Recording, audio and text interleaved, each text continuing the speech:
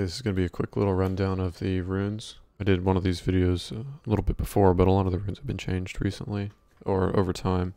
That kind of makes that old video a little obsolete, so I'm going to remake a new one. I'm going to try and be a little faster about it, not go as in-depth to the runes, basically just tell you guys what's the best thing to do.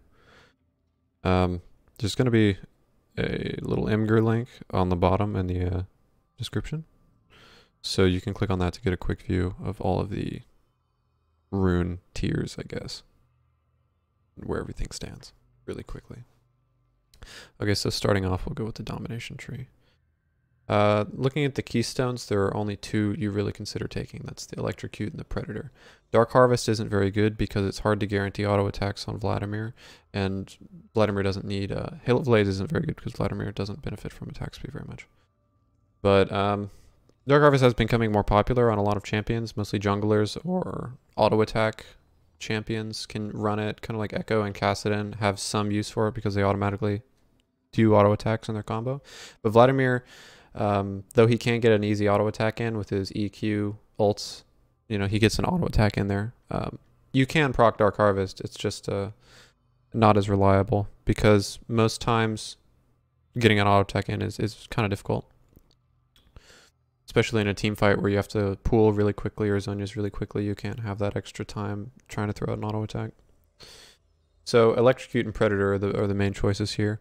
You mostly run Electrocute in order to cheese your laner or to get good trades. They nerfed it to have lower cooldowns, so it's more of a good trading tool every wave, but it also is nice because it works really well with your ultimate combo and helps for one-shotting earlier into the game.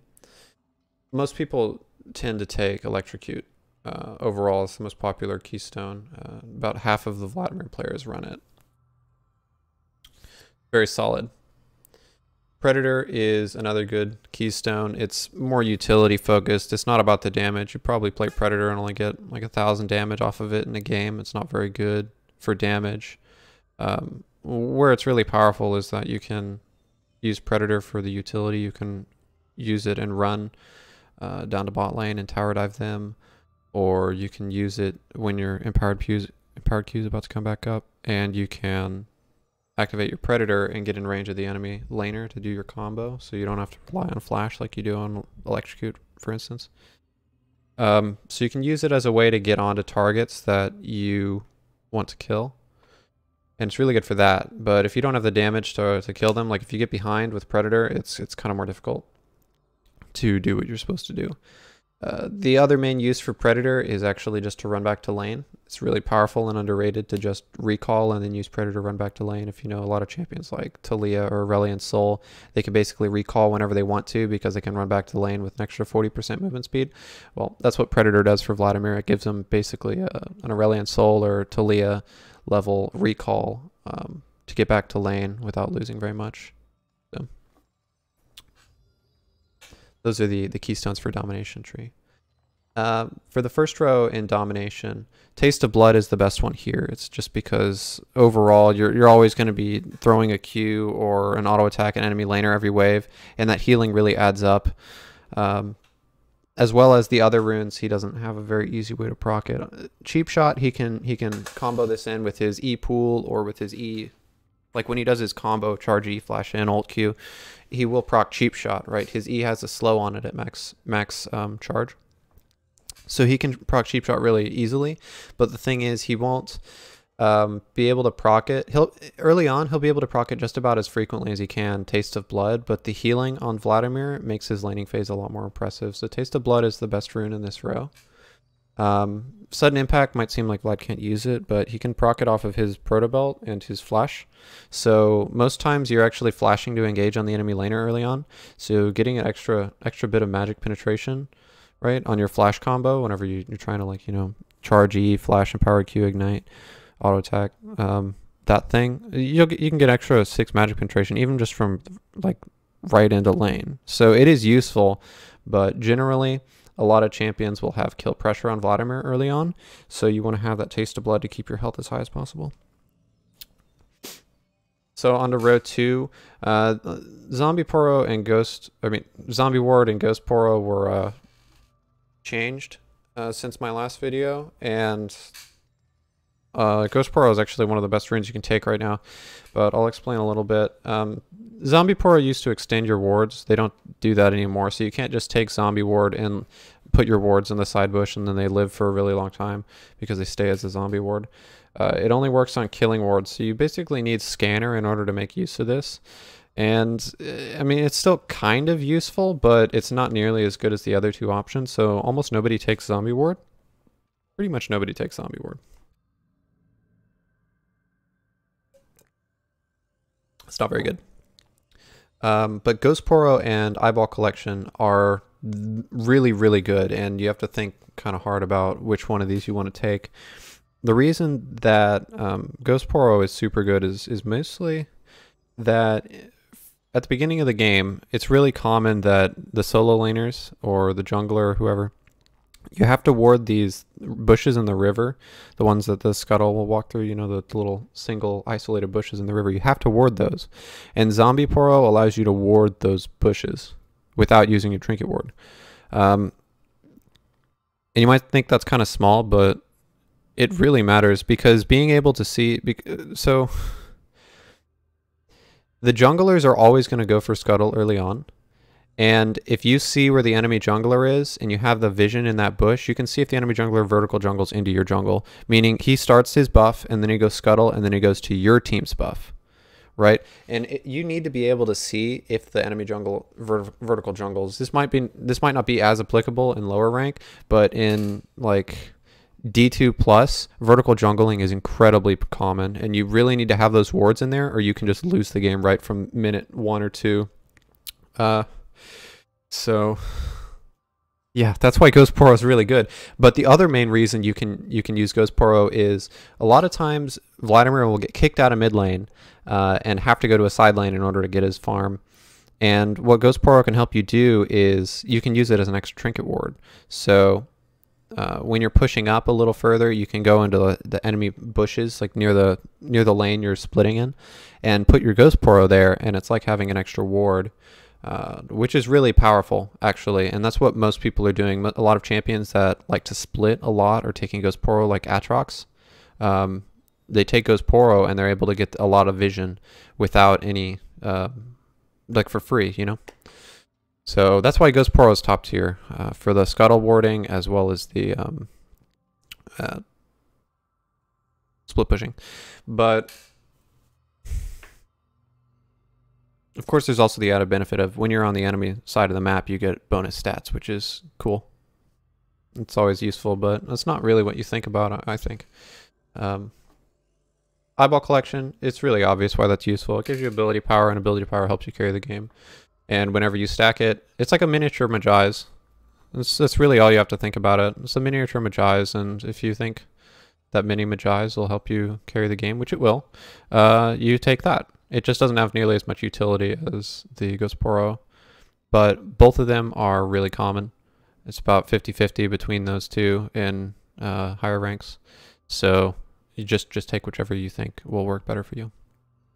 On to the third row, the fourth row, I guess, for the Ravenous Hunter, the Hunter row, I guess. The best one here is Ravenous Hunter. The other ones aren't that great. Let me explain.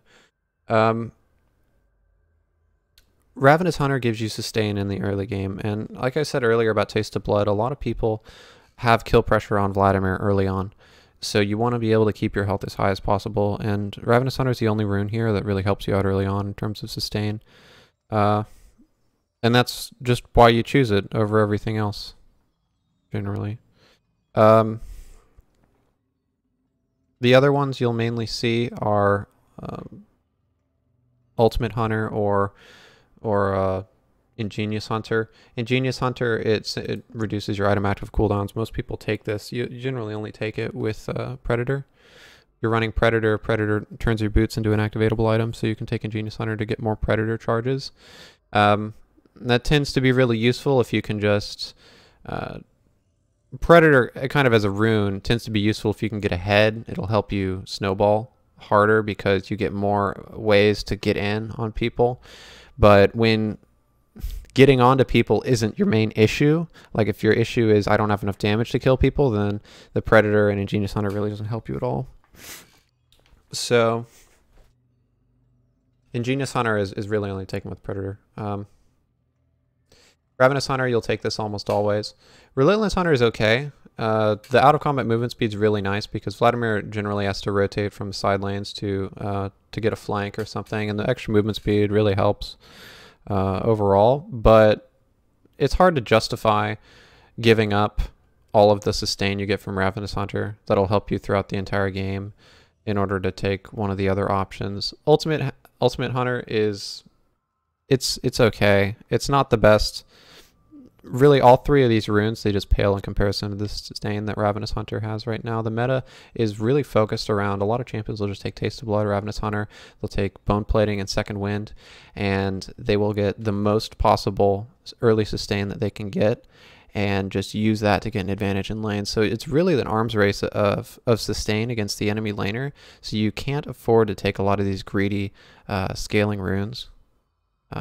Like Ultimate Hunter or even Ingenious Hunter, if that makes sense. Moving on to the Sorcery Tree. The main keystones, let me explain why Comet isn't very good. Comet isn't very good because it doesn't always land. That's really the only thing that keeps it down. If the Comet always landed, it would be a really nice rune and you would consider taking it, but it doesn't. So you don't want to go in for your combo and have a 50% chance that your comet's going to hit or something. You know, like if the enemy is thinking about it, they can dodge the comet pretty much, because Vladimir doesn't have really any way to guarantee the comet landing in his kit like a lot of other champions do. He doesn't have like the Camille W that'll slow you by 80% and then the comet will hit you, you know. His E does slow a little bit, but getting a full charge D is kind of hard and rare in lane. Just because it requires the enemy laner to walk up to you and get really close.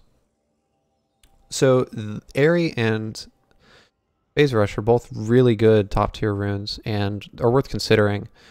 Airy just gives you the most early pressure you can possibly get. It applies on your auto attacks, it always lands, it applies on your abilities. You just have a really low cooldown, extra little, like a third of an auto attack or something,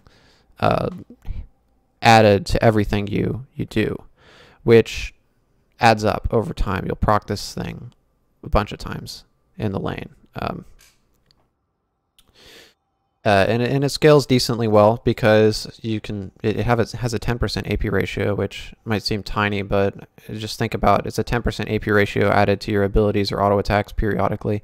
It's useful, but it's mostly for the early laning phase, because I was saying before, mostly the game state right now is that it's an arms race of sustain and early pressure. So if you can get a bunch of healing, if you can get a bunch of poke, if you can get all these little attrition or sustain runes, you can really win your lane.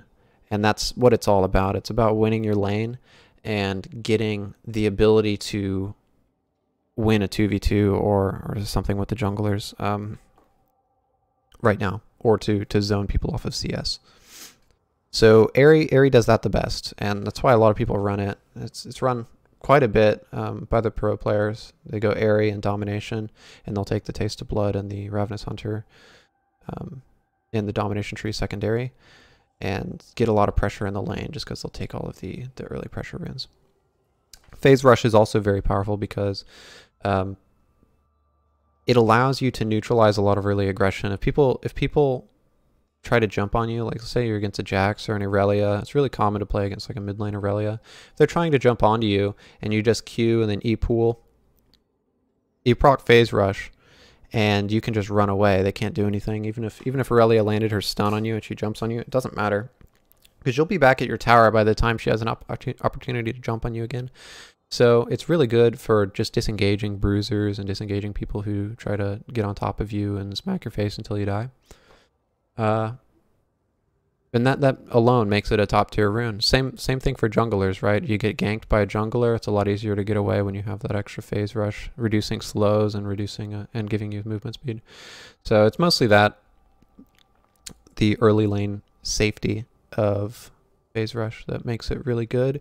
But later in the game, you can also use Phase Rush to just kind of go in really aggressively with your combo. You flash forward and combo, and then you have the Phase Rush proc, and you get to use it to run away really quickly, or to run down your opponent and get another Q in, or just escape. So it gives you that safety or potentially aggression with the movement speed to get more ability hits. So both of these are very good and worth taking, Phase Rush and Airy. On to the second row. The Nullifying Orb and Nimbus Cloak are the only ones you can take because Vladimir doesn't have mana. But the Nullifying Orb is nice into a matchup that has kill pressure on you, and you feel not safe enough to give up the Nimbus Cloak. Nimbus Cloak is the best rune in this tree by far, but if you're in a matchup that you think has a lot of kill pressure on you, let's say you're versus a Cassidin or a LeBlanc that you're really scared is going to kill you and beat you down, you can take Nullifying Orb and you won't feel bad about it. It's just a miniature Hex Drinker, and that can save you from a lot of situations against magic damage champions. Nimbus Cloak is really good rune on Vladimir. Almost everybody takes this in the Sorcery Tree. It's because whenever you press down your ultimate, you're going to get a lot of movement speed. So it's kind of like a Phase Rush that you get for 1 second whenever you press R. And that helps you just get the rest of your combo pieces in to kill your target, or even run away, disengage, or kite in space and things, to manipulate the distance between you and your enemy is a really powerful tool. So everything that helps you do that really helps get good trades. So generally, Nimbus Cloak, unless you're versus a champion that will kill you with magic damage, in which case you can take Nullifying Orb if you want. Okay, on to the third row. I will say there's a little bit of controversy about these runes because everybody kind of has their personal favorite, and they're all pretty good. But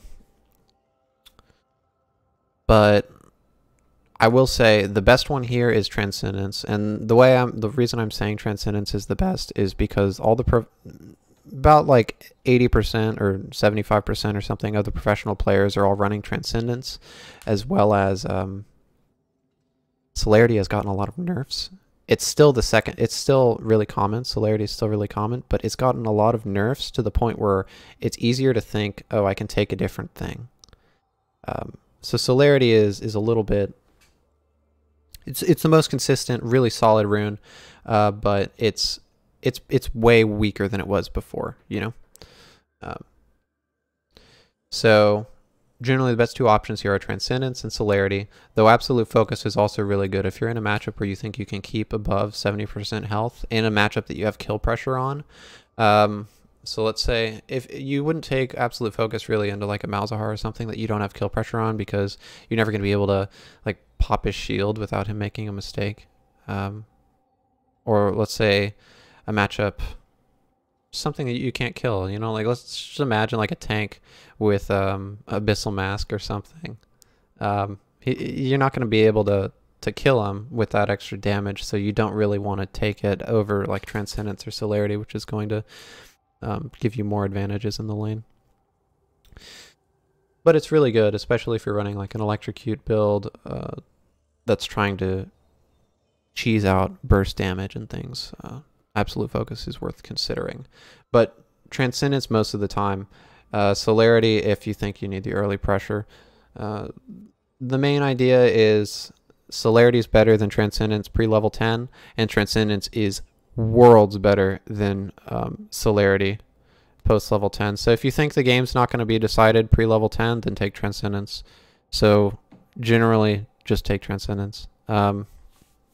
Unless you think you can get a huge advantage pre-level 10, like that is possible. There are times where if you think you can, like, oh man, this guy's gonna get it, I'm gonna smack him down real good.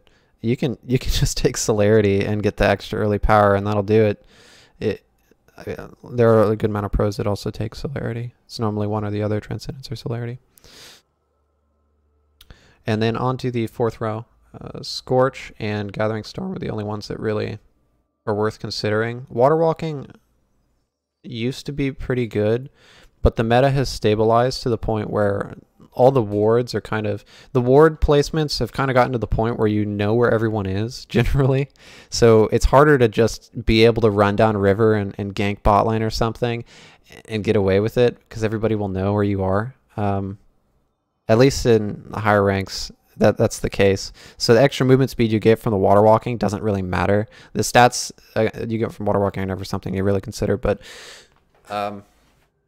it's just not as good as it was before. So it's moving down a little bit this in this iteration of the tier list. Scorch and Gathering Storm, they're both really good. I would say for solo queue games, go Gathering Storm every single time. But like I was saying about the sustain and the attrition battle, or that early game is, Scorch really plays into that. And that's why a lot of the pro players that run Airy for like the early pressure and all that, they go Scorch as well. And it's all because all that little damage, all those little ticks of damage that you can do, they add up to where you can get early solo kills, or you can zone people off a farm and get early advantages off of that. Because Vladimir scales really well regardless. So if you can win early game too by taking maybe, you know, Airy and Scorch, and if that makes you win early game, then yeah, go ahead and do it, because then you basically seal the game and you can carry 1v9 and all that.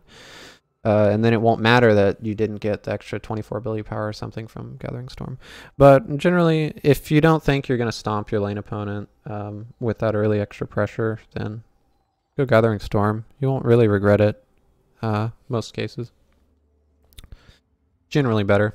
But there are a lot of people, if you play like a really clean Vladimir and you know when you can do everything, and that extra damage can really open up solo kill opportunities that you wouldn't have with Gathering Storm.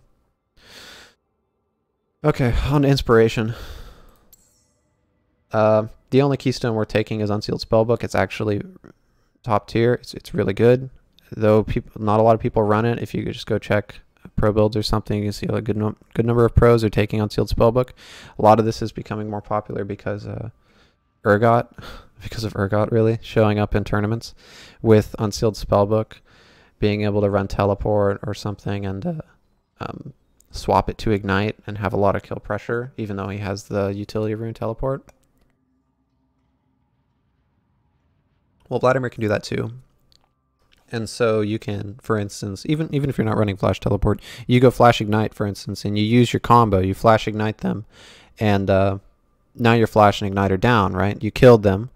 Now your Flash and Ignite are down. With Unsealed Spellbook, you can switch to Ghost or Exhaust or Barrier or something while your Flash is on cooldown, and you can get into a situation where you still have summoners up on the enemy laner.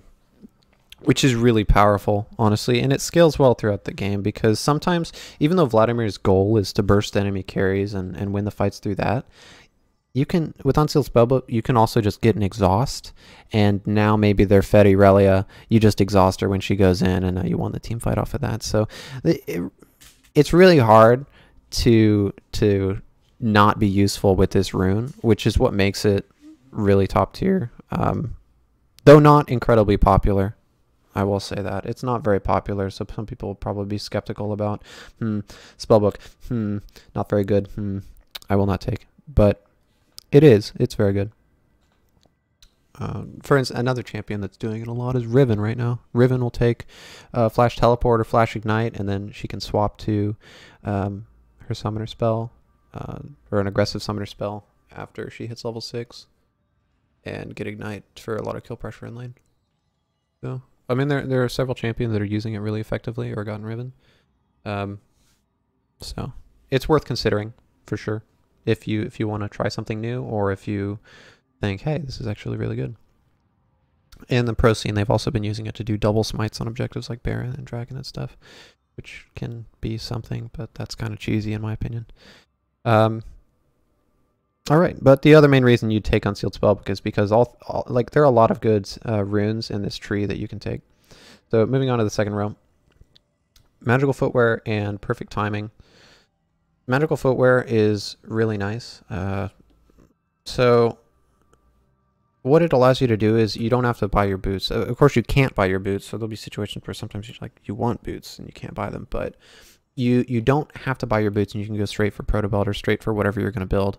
And that allows you to hit that nice one item spike, but then also get boots.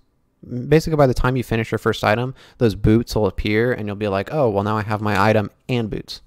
Plus, the boots actually have plus 10 movement speed, which is about 3% movement speed increase. So if you compare that to Celerity, it's like you get a double power Celerity kick in whenever you get your boots. So if you can imagine, it's at 10 minutes minus half a minute for every kill participation you get free boots, but then also a 3% movement speed increase. So it's really nice for that as well. It also allows you to sit on just basic boots for longer into the game because they'll give you an extra 10% movement speed. So the difference between having tier 2 boots and tier 1 boots is not as big. So that's something to think about. I think it's really good. It's decently popular, but there are just so many good runes in this tree that you really have to think hard about which ones you want to take. The perfect timing, just give you a free stasis whenever it hits 8 minutes. It's really solid. Vladimir can use stasis really well in order to wait for his empowered Q or to wait for his ultimate healing to come back to him, or just try and wait out cooldowns, you know. So it's just really good active to have. So it's worth considering taking. It also has a little added benefit of making any future Zonia's purchases 15% reduced cooldown, which is nice. But that's not really something you think about. In my opinion, I would never take the stopwatch thinking, oh yeah, I'm gonna get, you know, an extra 15% less Zonia cooldown. Yeah, I've never had that thought before. But it cheapens your Zonia's buy, and it also gives you a stasis before you get Zonia's. So that can be really useful. In every game, honestly. Even if you decide not to build Zonias, you can just use the stopwatch and then sell it for 30 gold. And you got a stasis, which could mean that you won like a 1v2 or a team fight or something. They just sell it to free up item space and build, you know, full AP or whatever you're going to do. So you don't have to feel pressure to get Zonias if you take perfect timing at all, you know? So both of these runes are really good, and you have to like really think hard about which one you think is going to give you more of an advantage in the game. I generally choose magical footwear just because it's easier to use, you know, like it's easier to understand this one. You just get boots and you have a very clear spike, like, oh, I have boots for free. That's a free 300 gold that I don't have to spend. Yeah, both of them are really good. On to the third row. The only ones you really see people take are Minion Dematerializer and Biscuit Delivery, and by far people choose Minion Dematerializer over Biscuit Delivery. The reason is you can use Minion Dematerializer to get lane priority. Priority meaning you have the ability to leave lane first if a fight breaks out in river or something like that. Just the ability that you have the ability to get to the fight first. That's priority. So being able to push the minion wave really quickly by having Minion Dematerializer gives you priority in certain matchups and in certain situations, which is powerful and really matters throughout the game. Third laning phase, I mean. It also has a little added benefit on a side note, not a reason to take it, but just a feels good thing is that with the Dematerializer on the caster minions, you actually hit that point where you can one-shot the caster minions with Vladimir E earlier into the game, which feels nice, so you don't have to throw that extra auto attack in on them. Biscuit Delivery is really it plays into the meta right now. Like I was saying, the meta is very focused on taking all the early sustain options and getting as hard to push out of lane and most bully laner that you can be early on. Biscuits can let you do that because it gives you more health in the lane. So you can actually use it. People wouldn't give you weird looks if you had Biscuits. It's just not nearly as common as a Minion Dematerializer. If you think that you're in a really high pressure matchup that the Biscuits will help you stay in lane to get some more farm or something, yeah, it's worth taking. But generally Dematerializer is chosen here. So on to the fourth row. The Cosmic Insight is the only one people take. Time Warp Tonic is really good, but it's you have to give up Cosmic Insight in order to take Time Warp Tonic, so you almost never do it. Cosmic Insight 5% CDR and everything. Just it's free CDR for Vladimir, and Vladimir loves CDR. He just normally doesn't like to pay for it. That's most players. Like, you ask, do you want CDR? Yeah. You want to pay for it? Not really, but the free CDR is amazing. On everything too. Item CDR, Summoner Spell CDR. It's by far like one of the best runes in the entire game. Just take this one. Time Warp Tonic's really good. 5% move speed, really good. Increased biscuits and elixirs, really good. It plays in the meta with the early sustain, but I mean, so does Cosmic Insight. Vladimir doesn't have any mana costs, so if more frequently your abilities are up, the more you get to use them. So, Cosmic Insight's the one you take every single time. Now, Precision and Resolve, you don't really take any of these keystones. I'll talk a little bit about them for players who just kind of want to be hipsters and have their own thing going on. Fleet Footwork can work. It's not good. Just disclaimer, these Resolve and the Precision keystones are just not good. So unless you're trying to be cool and hip, don't take these. Fleet Footwork, it can work. But just like Dark Harvest, it's hard to get an auto attack in and guarantee that it works, you know? But yeah, it can work.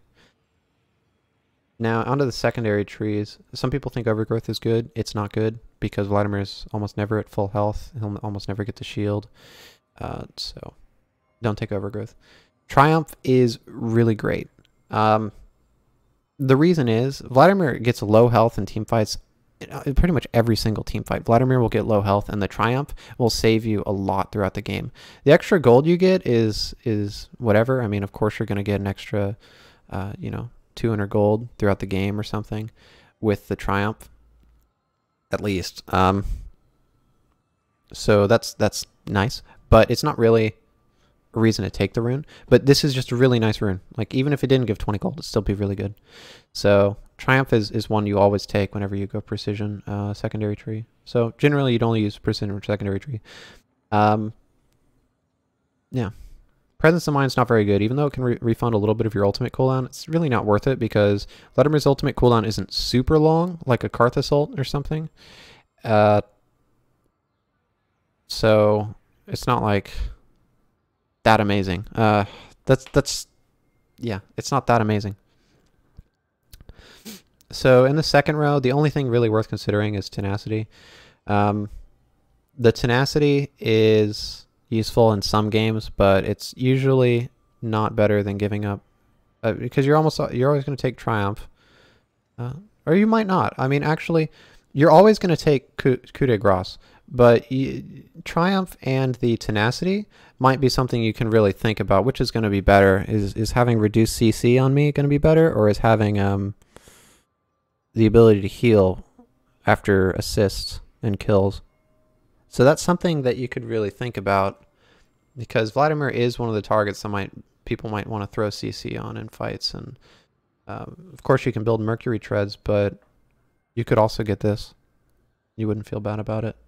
Though the Precision Tree secondary isn't very popular anyways, because you have to think about the meta right now is all about getting sustain early on, getting pressure early on.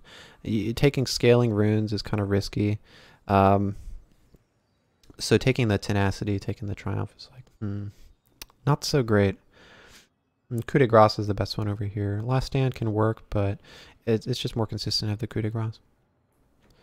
So generally, you want to stay away from this tree, I would say, but if you were going to use Precision, just Triumph and Coup de Grace most games. And if you think, oh, well, they have really a lot of CC that I don't want to deal with, maybe you can go Tenacity and Coup de Grace. And that might be a reason that you would consider going the secondary Precision tree in order to get this Tenacity rune with the Coup de Grace, so that you can avoid crowd control. Because if you get the Tenacity and you get Mercury Treads, I think you have 50 or 52% CC reduction, which is nice. It's really nice. And I can imagine situations where that would be really good. Onto the Resolve tree. This is one that isn't really popular because Vladimir really likes ability power. Mostly people go Domination, Sorcery, and Inspiration. Those are the ones they choose. But Resolve Tree is very, very meta in terms of giving you earlier power and sustain. Bone plating, and second wind are taken on a lot of champions in this meta in order to get the better early trades and the more lane sustain. And you even see some professional Vladimir players run the bone plating and second wind in order to be even more lane staying, right? I've seen people go Electrocute, Taste of Blood, Ravenous Hunter, and then they go bone plating second wind. And it just makes you very silly to push out of lane. And almost all professional Vladimirs go Doran Shield, by the way. Even though in solo queue the Dark Seal refillable is really in vogue because people like damage and killing people, but like your starting item with Doran Shield, if you can imagine all these sustain runes, it makes you really difficult to push out of lane. It's hard to make it where you can't farm. So it's something worth considering. You know, if you're in a really high pressure matchup that's going to be poking you consistently, let's say like a LeBlanc, it's going to poke you really consistently. You can take these runes. You can take Taste of Blood, Ravenous Hunter, Bone Plating, Second Wind. Sustain through a lot more than you could otherwise. Those are the only runes you really consider in this tree. Crystallis is also really good. The thing about Crystallis, though, even though the health is really nice for Vladimir, the ability power is really nice for Vladimir, like in itself, the rune is better than Second Wind. Like, let's just say that, like, if the game lasts long enough, the rune is better than Second Wind. The problem is, the only time you're taking the Resolve Tree is when you're in a matchup that is going to be pressuring you really hard early on, to the point where it's like, well, I'm in Resolve Tree, so maybe I want Crystallis in order to get that 15 AP, because AP. But the thing is, that's not going to help you. That 50 health early on isn't going to help you against that LeBlanc, you know? She's going to kill you still. She's just like one more object. Who cares? She's going to get you in range, and then she's going to kill you. So you want to take the Second Wind in order to stay out of the kill range. That's really the thought process. If you go to Resolve Tree, I think you just have to go Bone Plating Second Wind. Just because that's the only reason you're going to Resolve Tree. For early sustain, staying in lane, not getting poked out, not getting early killed, to do that. Again, for you little hipsters out there who want to run a Keystone in Resolve, Grasp of the Undying is the only one worth considering. It's actually decently popular. It's not popular in Vladimir, but it's becoming more popular because of the sustain meta and the I don't want to be killed meta. For ranged characters to take Grasp of the Undying, or even melees, like Kassadin can run Grasp of the Undying sometimes, but you see Twisted Fate go Grasp of the Undying, and even Swain sometimes go Grasp of the Undying. And it's because it allows you to get that early health to stay out of kill range, but also it gives you access to 3 of these Resolve runes. And all of these, Bone Plating, Second Wind, Revitalize, or Overgrowth, generally people choose one of those, will give you a lot more tankiness and sustain in the early laning phase than in any other rune option. So if you wanted to do something a little funky because you think that's a cool thing to do, then Grasp of the Undying, it might be the rune for you. Going Grasp of the Undying with the Bone Plating, Second Wind, Revitalize really helps you stay in lane longer. Overgrowth and Revitalize, both of them are really good. A lot of people take Overgrowth on these champions when they're doing the Grasping the Undying, but in Vladimir's case, Revitalize is slightly better, I find, statistically as well as just intuitively, to have more sustain, because Vladimir has so much healing in his kit that the Revitalize will be very useful. And I think that's it. I'll just do a quick little rundown. Instead of showing you a bunch of rune pages, I'll just do a quick little rundown on what is the best. So generally, this is a really common page.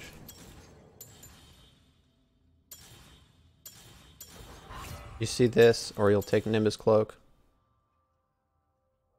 Early sustain on the Taste of Blood and the Ravenous Hunter. You have the snowballing from the mini Magi's. and Absolute Focus to give you more kill pressure. Most pros will take Transcendence, right?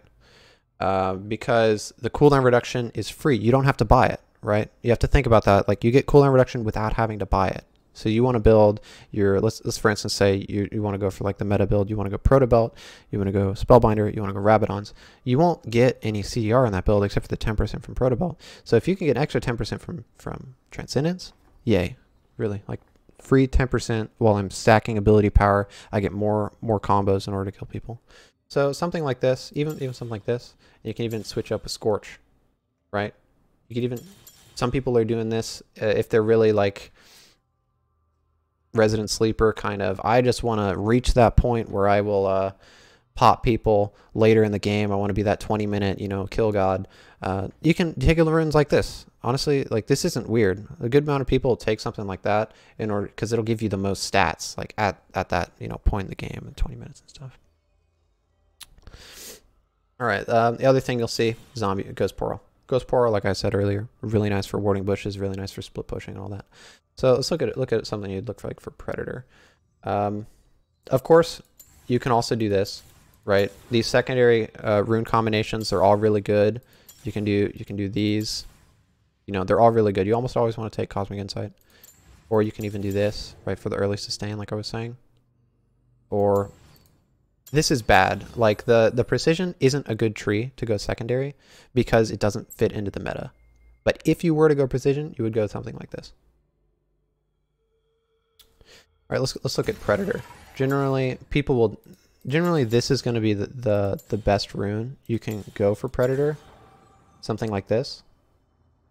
Because Taste of Blood's best for early sustain. Zombie Poro or Eyeball Collector, it's your preference, whichever you think will be more useful to you. Ravenous Hunter is going to be the best, even with Predator, but there's some argument to go Ingenious Hunter with Predator in order to get more Predators. And of course, the same thing. You can take the Inspiration Package, you can take Dematerializer if you want to buy the early boots, or you can take the Stopwatch if you want to do that, you know. Those kind of things are generally what you want to look at. Or even this, like Resolve Package. You'll notice there's a pattern in these secondary runes. Like, you just take these to get as much early pressure as you can. All right, now looking at the Sorcery Tree. This is a really popular page run by the pros. They'll take either Celerity or Transcendence, but mostly with this page, they take Celerity. The reason is, if you look at all these runes, it's all about the early pressure. It's all about the getting the early kills, right? Or the early health advantage, mostly, in order to get a solo kill or to zone off a farm. So if you see, Airy has a lot of kill pressure. Celerity gives you early power, right? Because you have the movement speed. You also get a little bit of ability power. And Scorch, a little bit of chip damage every time you throw your ability in.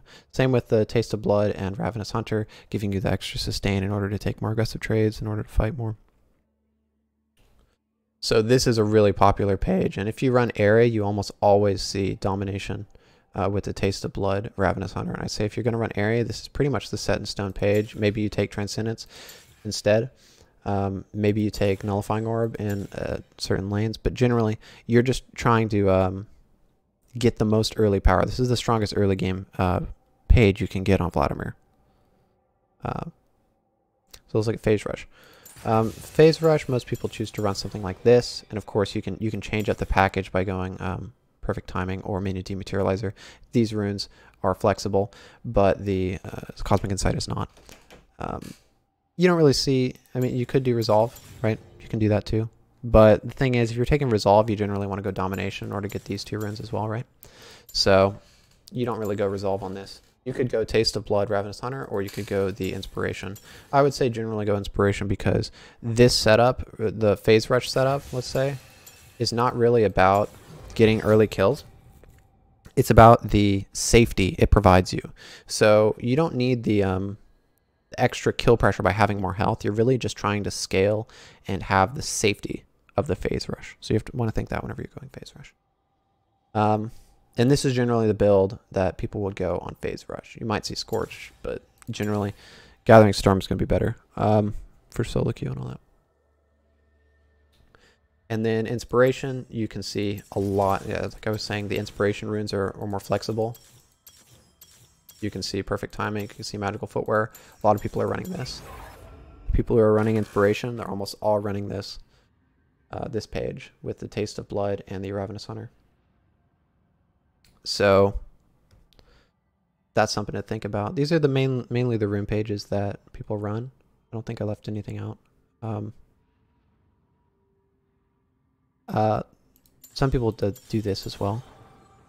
Of course, this is a little greedier. You don't get the early sustain out of the Taste of Blood Ravenous Hunter, but if there's a matchup that doesn't have much kill pressure on you, like say your top lane versus a tank, you might be able to get away with this, right?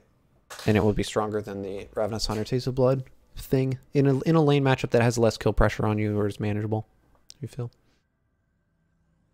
So that's about it. I think this video went on a little long. Anyways, good luck, guys.